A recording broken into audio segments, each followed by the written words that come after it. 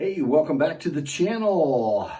Today, and I'm going to kind of keep this going a little bit by talking about sighting in a distance rifle, right? Or a rifle that's made to really shoot for long distance, and a scope that's designed to look out at long distance. So I'm going to show you what I did with this. This is a 30-06, Springfield 30-06. I have the stock redone, added a pistol grip, but I've put on this a Crossfire 3x9x40 scope, and I'm going to show you what I did to sight this thing in. It's not a very expensive scope, guys. I choose to spend my money on a lot of other stuff, and this scope does the job. It does the job really, really well, and this has been a great rifle for me. I've used it on a lot of a lot of game, and it's just a great functioning rifle. I like the 30-06 caliber. I've got a 308. I've got some other rifles and stuff, but I just like this rifle, right? It's battle tested, it's proven, and it works. So what you want to do, the first thing, when I bought this scope, I did bring in my rifle, and I did have them mount this. They did a real simple little 25-yard bore sight on that. Most of your hunting or sporting goods stores that sell scopes will do that for you at no charge. I decided to take them up on that offer. So they mounted it and bore sighted it at 25 yards, which, every scope has a windage and elevation setting, right? So right or left, up or down, right? This is windage, right or left. This is elevation, up or down. So all I have to do when I get this to the range is really focus on adjusting that in. Now I do this at 100 yards. This is a really quick one shot zero at 100 yards. I got this technique from some military snipers that I had the privilege of working with many years ago, and they all did this. And of course they dial it in a little bit more. So they're taking, when the government's paying for your rounds, it's pretty easy to put a lot of rounds down range, but I don't have that luxury anymore, right? The government doesn't pay for my ammo, so I have to buy my own ammo, and this ammo has been historically pretty expensive for the last couple of years. So I'm going to show you what I did to sight this thing in with one shot. So what I do is I take a paper target like this. I like the one that has the dead center that's marked with an X.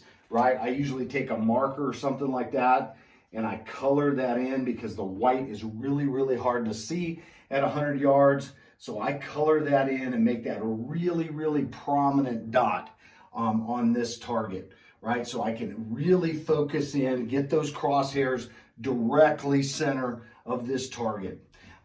Then what I'm going to do after I've mounted this target out, and I'm going to make sure this target is really stable, right? Put some staples in all the corners, make sure it doesn't move. I try not to have a lot of wind or something when I'm sighting in, because I just don't want to have to deal with all of those factors, right? So pretty calm day, put my target out at 100 yards. I get back to my shooting platform, and this is where, the shooter becomes very important, right?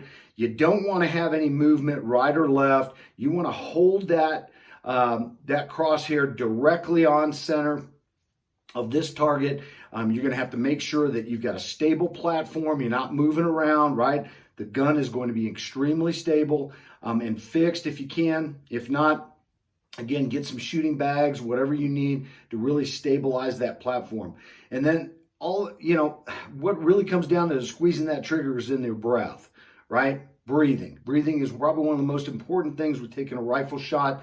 You want to make sure that when you're pulling that trigger, you're in between breaths, right? So you're going to breathe in, deep breath, right? Breathe in, fill up those lungs, and then exhale. When you get to the bottom of that, when you've expelled all of the air from your lungs, right? And you get to the bottom of that and you've exhaled all that air,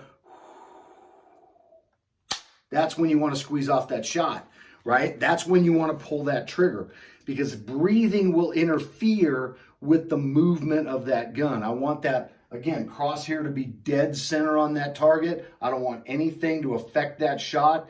And then once I've gotten my breathing down and I'm very comfortable expelling all that air and pulling that trigger, taking that shot, I'm going to watch where that round falls. Now let's just say, and I'm going to put this outside of this because if I write it into this green area, you're not going to find it.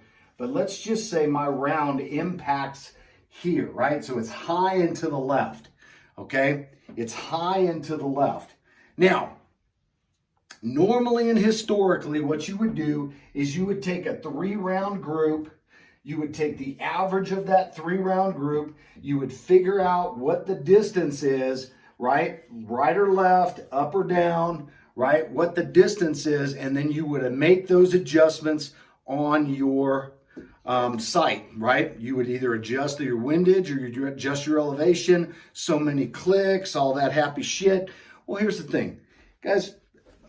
I'm not that freaking smart, and I don't have that freaking kind of time, and I'm not going to do that kind of math in my head.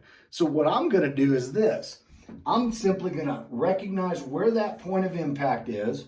I'm going to take my rifle. I'm going to reposition the crosshairs, right?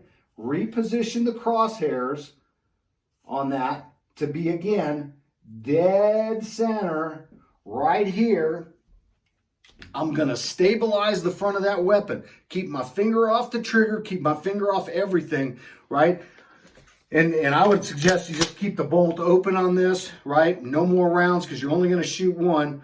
Then what I'm going to do is I'm going to, once I've got that rifle stable where the reticle, right, where the crosshairs are back on this, I'm going to stabilize that rifle, and then I'm going to move those crosshairs up to that shot. I'm going to move the crosshairs, adjusting again, windage and elevation, up to that shot. Instead of doing the math to get it down here, I'm just going to take those crosshairs and put them right on that. That should give me a 0. That should give me a 0. Now, the nice thing about that is, remember, we did this at 100 yards, right? Well, at 100 yards, that's going to give me a 0. If I want to zero that out to 200 yards, all I have to do is adjust my elevation by 1/4 inch. I'm going to adjust my elevation where this reticle is now, right? I've moved it to there. Now when I put those crosshairs right dead center of the target, I'm going to just adjust that reticle up 1/4 inch to go out another 100 yards. Another 1/4 inch will get me out to 300 yards. Another 1/4 inch will get me out to 400 yards, right? So 100, 200, 300, 400.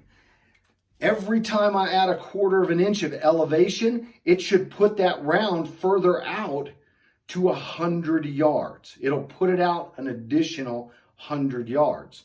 So how do you want to zero your scope for distance shooting?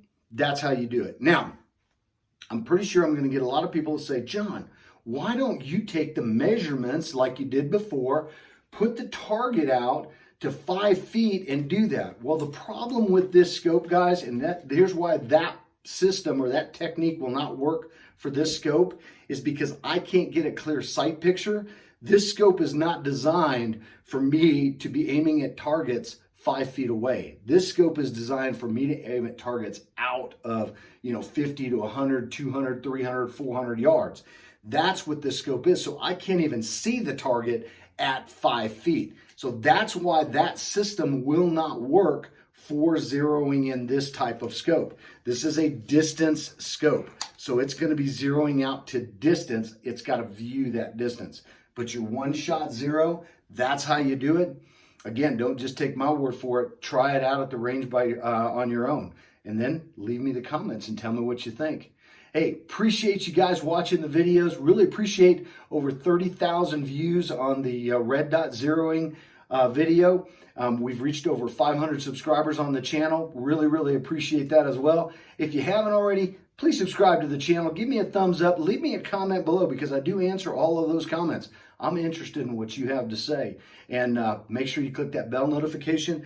That way, every time I release a video, you'll be notified. Again, appreciate you guys watching. Have a great day and good shooting.